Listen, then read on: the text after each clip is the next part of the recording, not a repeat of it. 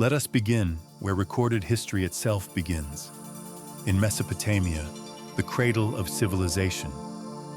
Here the Sumerians spoke of the Anunnaki, sky beings who descended to shape destinies and guide humanity. Were they gods, or were they visitors remembered through the lens of awe?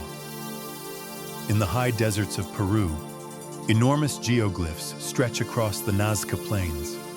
Perfectly straight lines, animals hundreds of feet long, spirals and pathways etched into the earth. They make little sense from the ground, yet from above they form vast symbols as if designed for eyes not bound to the soil. Archaeologists call them ritual offerings, but others ask whether they were signals to beings who watched from the heavens. The Andean peoples also spoke of Viracocha, the great creator who emerged from across the waters, who taught knowledge, law, and civilization, then departed with a promise to return. His image, tall and robed, is carved into stone gateways that still stand in silent witness.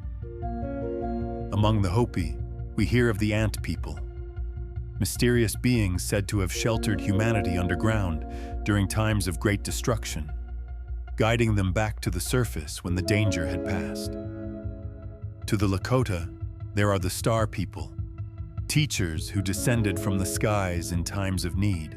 Across cultures and continents, the echoes repeat. Beings who came from above, who brought wisdom, who departed but promised to return. Different languages, different symbols, yet always the same direction. Upward, outward, beyond. Were these simply myths, metaphors for the unknown? Or were they fragments of memory, carried forward through story, of encounters with something very real? For our ancestors, these were not tales of fantasy. They were sacred history. And so the question has always remained, who are the visitors? As the ancient stories echo across time, the modern age brings its own encounters, strange, undeniable, and deeply human. In 1961, Betty and Barney Hill were driving a lonely stretch of road in New Hampshire when a bright object tracked their car.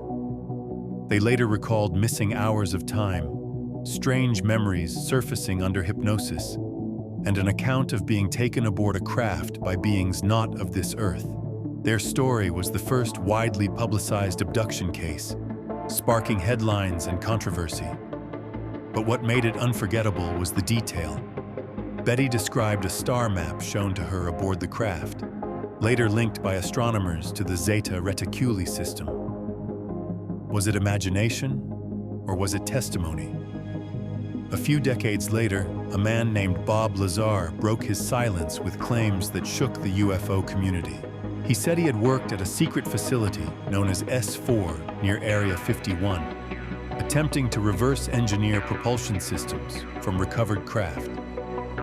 According to Lazar, these vehicles operated not with jets or rockets, but with gravity manipulation, a technology far beyond our reach.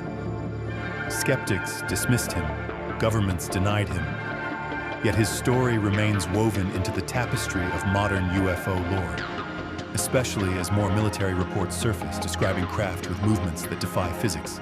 And then came the skies of Arizona in 1997. Thousands of people looked up to see massive, V-shaped formations of lights gliding silently over Phoenix. Entire neighborhoods, police officers, even the governor, witness after witness described the same event. Some said the craft was larger than a football field, blotting out the stars as it passed overhead. The US military offered explanations of flares, but those who watched with their own eyes never accepted it.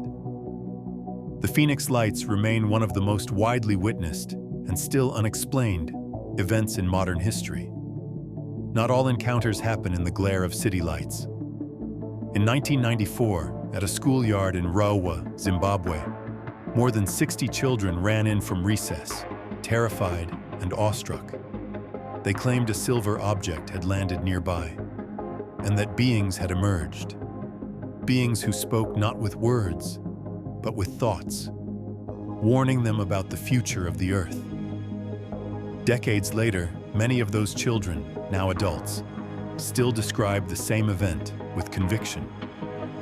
Their testimony has become one of the most compelling mass witness accounts of its kind. These are not isolated stories, from quiet roads to military installations, from sprawling cities to schoolyards. Accounts keep surfacing. Each carries details too vivid to ignore, too consistent across cultures to dismiss. What began as whispers in the ancient world has become testimonies, photographs, radar returns, and mass sightings in ours. The mystery has not faded with time, it has deepened.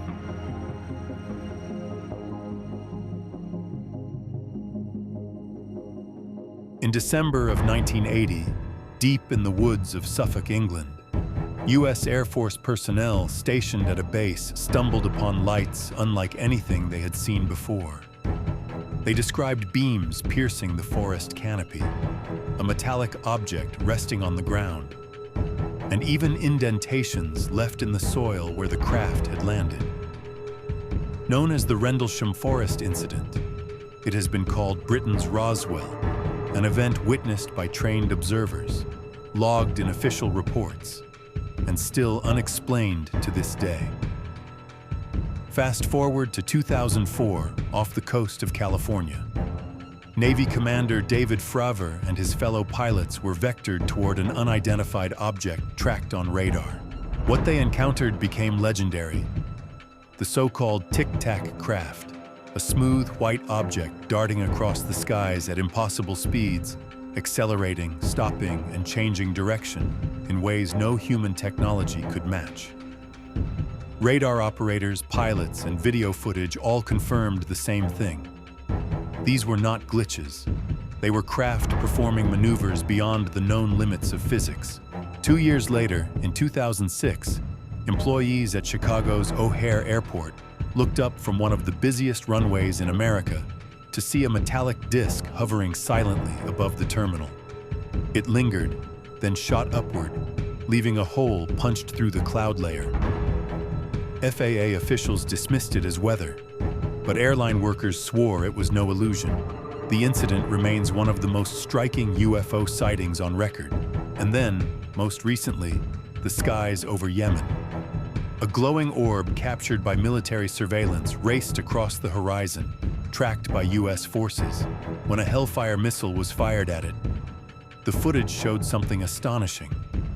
The missile struck, only to bounce away as if the object was shielded by a force beyond comprehension.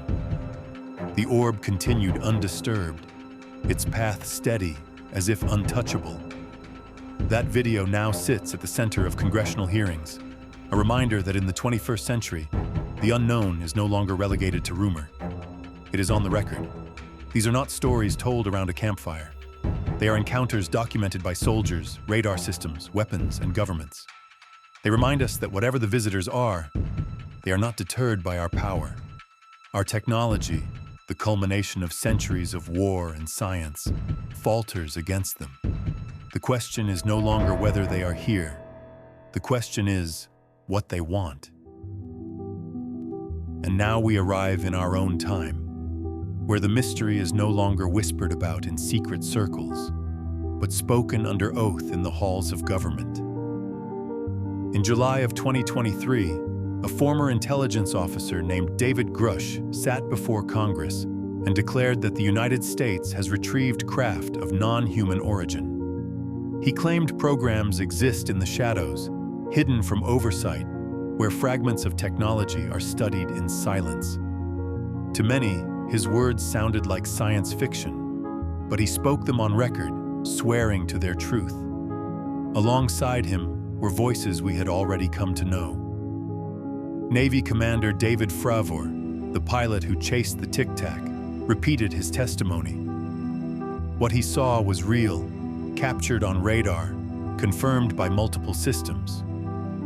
Former Navy pilot Ryan Graves described repeated encounters with objects defying explanation, not rare anomalies, but persistent presences in restricted airspace. And then there is Luis Elizondo, who once led the Pentagon's Advanced Aerospace Threat Identification Program. Frustrated by the secrecy, he resigned and went public, insisting the evidence is far greater than the public realizes, calling for transparency and protection for those who speak out. In response to voices like these, the U.S. government established the All-Domain Anomaly Resolution Office, known as AARO, tasked with investigating these phenomena across land, sea, air, and space. Its directors have admitted that some cases cannot be explained, even with the full weight of modern science. And so, for the first time in modern history, governments themselves are beginning to admit what ancient peoples always knew, that we are not alone in our skies. The hearings do not end the mystery, but they make one thing clear. This is no longer a fringe belief. The unknown has entered the official record. From the first carvings of the Anunnaki to the great lines etched into deserts, from witnesses in schoolyards and pilots in fighter jets, to orbs that shrug off missiles and testimonies given under oath, the mystery has endured. It is not bound to one people or one age. It is as old as civilization and as new as the headlines of today. What and who are these visitors? Gods, beings of flesh and blood, travelers from other worlds or other dimensions? Or are they mirrors, forcing us to look deeper into who we are and what we may yet become? The truth is, no one fully knows, and perhaps that is the gift of the mystery, that it keeps us searching, questioning, and opening ourselves to possibilities beyond the boundaries we've been taught.